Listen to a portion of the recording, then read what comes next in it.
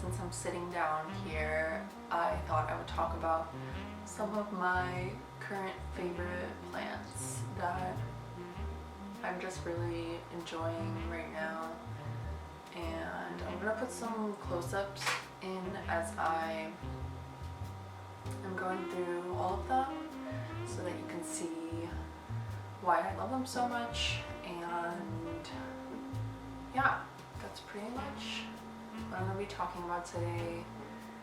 And yeah, some of these plants are new, some of them I've had for a while, and I'm just really loving on them. So here we go. So the first plant that I am really enjoying is new for me, and there's some water on it, and that is my fuzzy petiole. I think that this is a really underrated plant in the plant world right now.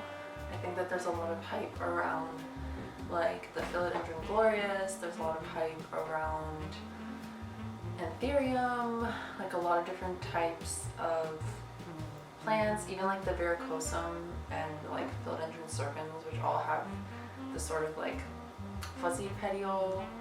And I'm really loving this plant. I was really sort of drawn to it because I really like the color. It feels kind of like more like neon, like almost like inchworm green color, and the texture sort of reminded me of like a giant micans, but it's like super green. And so I got this plant like a couple weeks ago for about like $22, which is pretty good in my opinion. And so yeah, I'm just really loving it. I'm sort of curious to see like what the growth pattern ends up looking like, because it seems like it's sort of like coming out like a crown, like it's sort of like definitely not a trailing plant. I don't really think it's like a climbing plant either, but I would kind of love that if it was a climbing plant. It seems like all of the growth is kind of just like coming out through the middle and coming out the top. So I'm really excited to just see where it goes. I really love the coloration. It has like a cool texture. So the second plant that I've really been loving is my Ogre Ear Jade. I think that there's like a couple other different names for this plant.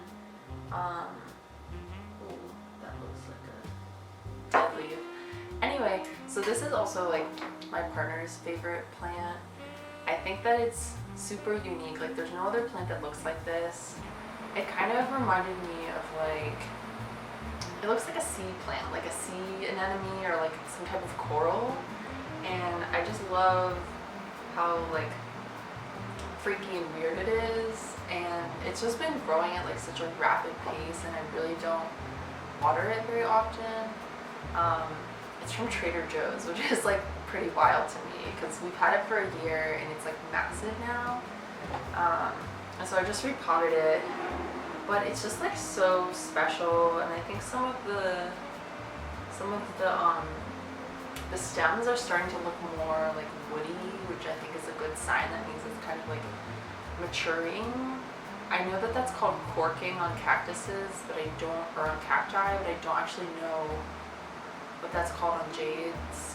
I forget. If you know, put that down in the comments. But yeah, this plant is really cool. I think it also gets some sun stressing. Like the tips will sometimes turn like sort of like a red, purpley color.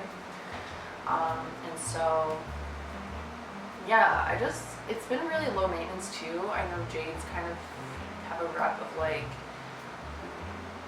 being a little finicky with their watering schedules, but this one I honestly kind of neglect a lot of the times when it comes to water.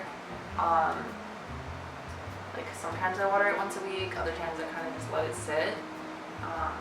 The only unfortunate part about it is that the roots are like super root bound in the soil that it came in, which is like a weird like peat moss mixture, which like is always kind of shitty, especially for like drought tolerant plants. And I haven't really been able to get it out of the peat moss, so I just sort of like put the whole root ball in the pot, and I'm just hoping for the best. And it seems pretty happy, so no complaints there. I mean, yes, complaints because peat moss is like the bane of my existence, but yeah, so the ogre ear is like one of my favorites right now. It's like a household favorite for us, and yeah. So this next one is sort of like a lifetime favorite for me, but I've just really been appreciating it recently, and that is my philodendron Brazil. This is actually a baby that came off of my really large Brazil, so I now have 2 of them. I'm really loving it because the variation on this one is putting out a lot of like just like neon leaves and like half moons. And the cool thing about this plant is like I feel like the new leaves like really reflect and are a reflection of like the ones that exist. So like if you have like a more neon green one, the next ones are just gonna keep coming out like more and more neon. And I just think that like a lot of people have Brazil, that's like really common, but I just feel like it's underrated. Like, why pay so much for like an albo when you can just have a regular Brazil, because it's so cool and there's so much variation in like the types of leaves it can put out. So I'm really loving on this one. It's super easy to propagate. I have had my Brazil for like 3 years. I've shared so many cuttings with people, and it's just like a really accessible plant to have. Pretty sure I got like my original one in like a tiny glass thing at Whole Foods, probably for like $18 like 3 years ago. And now I have a giant plant that puts out really thick stems and like healthy leaves, and I just love it so much. It just makes my home feel really jungly, and I really appreciate that. Okay, so this next guy that I want to talk about is a newer plant for me as well, and that's my Monstera silta vacana, which I got for about $16. It's new for me.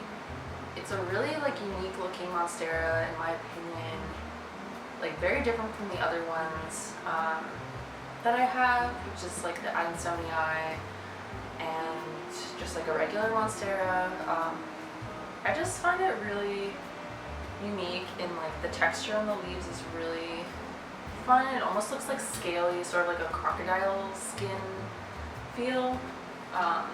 And it also sort of has like that like turquoise blue silver hue that like a Monstera dubia would have. And so yeah, I put it up on the stake because it seems to want to like crawl up. I know that some people will like have this plant be trailing, but mine, like the back of it has been really looking like it wants to crawl up something. So I'm gonna see where it goes from here.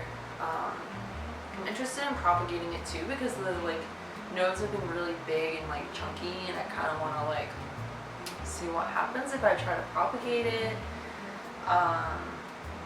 But yeah, this is new for me, but it's been pretty easy. It seems to like pretty like moist conditions like a tropical plant does. I didn't have enough soil at the time when I first got it, so I sort of put a layer of sphagnum moss at the top of the soil, which like I guess isn't generally recommended, but it's been kind of great with keeping it moist because like when the sphagnum starts to look dry, I know that it needs to be watered. But honestly, like the sphagnum hasn't really gotten dry at all because it's kind of just stayed really nice and moist in there. It's in my greenhouse currently. And so yeah, I'm definitely curious to see how this plant evolves with me. It's been a lot easier for me than the Adansonii because me and the Adansonii we're just not friends. I recently chopped my entire Adansonii down into like cuttings, and I'm starting over, and I just have one leaf on it now. Okay, so I'm almost at the end of my current favorites, but I definitely wanted to mention my Peperomia hope that I just repotted, and at first I was a little bit like hesitant about this plant. I really love like trailing like circular squishy succulent leaves. I wish I was like better at string of pearls. I always like wanted to be, but like the world just didn't make string of pearls that way. So, well, didn't make my skills good for string of pearls. I haven't really met a lot of people that are good at string of pearls. So I've been sort of supplementing my like squishy succulent leaf urges with Peperomia hope and a couple other plants. Oh my god. I have this like, I don't really want to talk about this, but I think it just happened. I have this like exposed brick wall in my house, which I'm sure you've seen in my videos, but sometimes like bugs will come out of like the crevices of it and I'll just hear it. And yeah, so it's really unfortunate. I've been having to like clean up bugs in the corners. Anyways, it's summertime. Bugs happen. I also live in the city. Anyway, so Peperomia hope has been,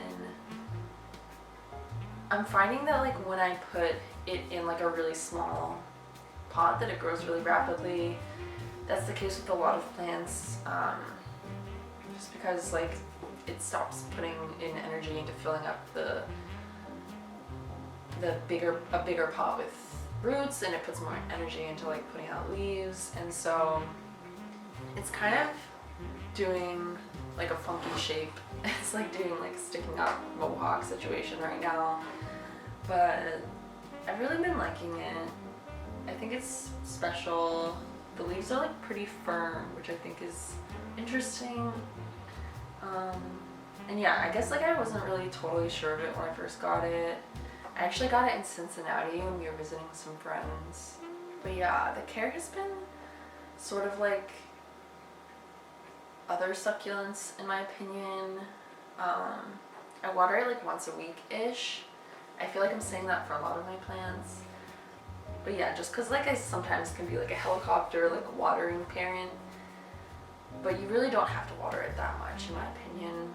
Like you can skip a week and it's fine. Like it really does retain a lot of moisture in the leaves. But yeah, I'm like really loving it.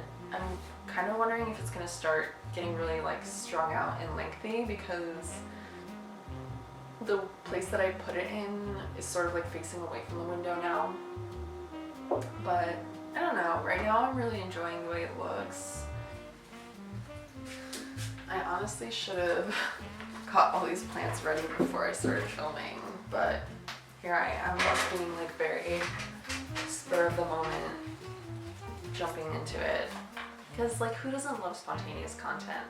So this is my Enjoy. It has like a really long situation right now. I have it like hanging off of a sort of like a ledge, I guess. I don't really know how to describe it, but there's like a wall in my apartment and it's sort of like hanging down. But I think that this plant is like super underrated. I didn't love it at first because it kind of just looked like an ivy to me. Like it sort of looked like an outdoor plant. But I think like the cream splashiness of it has really grown on me. It kind of looks like a cow. And I think that it's cool. I think, especially because I have like exposed brick in my house, I think it sort of like meshes with bringing the outside inside. And it's honestly one of the easiest plants to propagate that I have, next to like Brazil and like just like a regular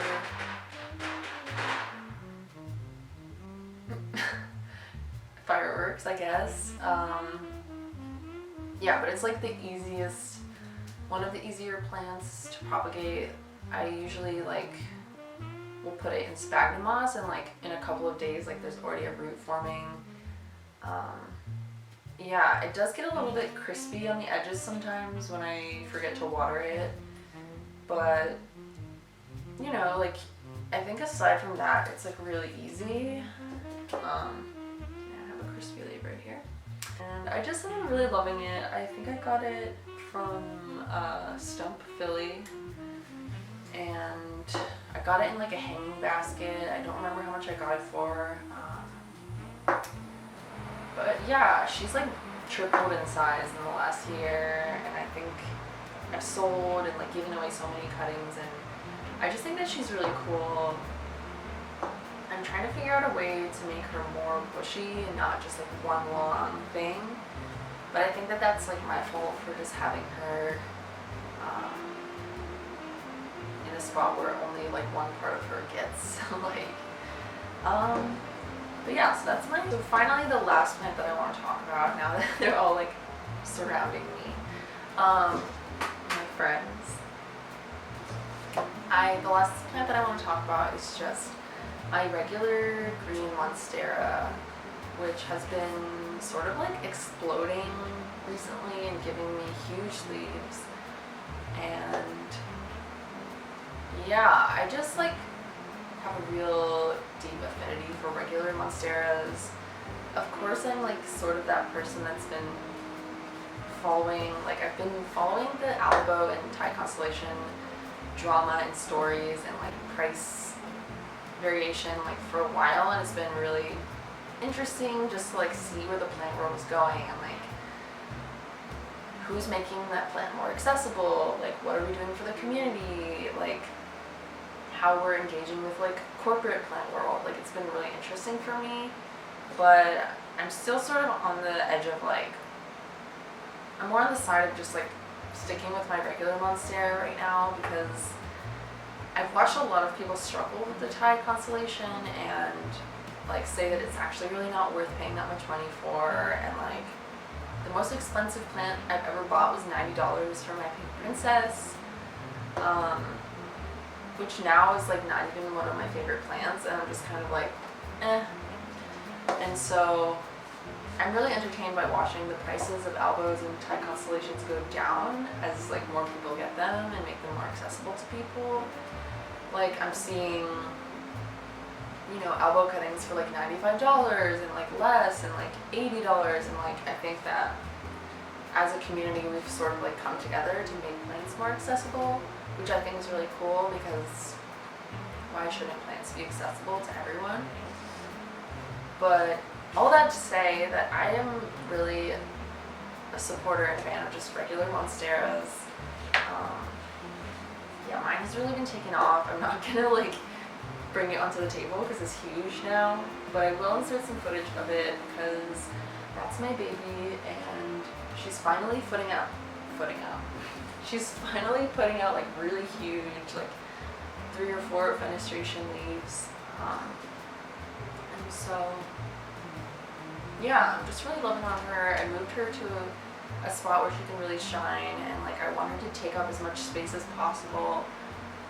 And yeah, she's been like really low maintenance, to be honest. Like my only issue has been like my fault, which has been like overwatering and like giving her some bottom yellowing leaves, but it's always like the baby ones at the bottom that kind of like get yellow and fall off. And so yeah, I really also love putting her in my shower and just like, you know, letting her just like enjoy all that humidity, because obviously she's too big to like get the humidity from my greenhouse.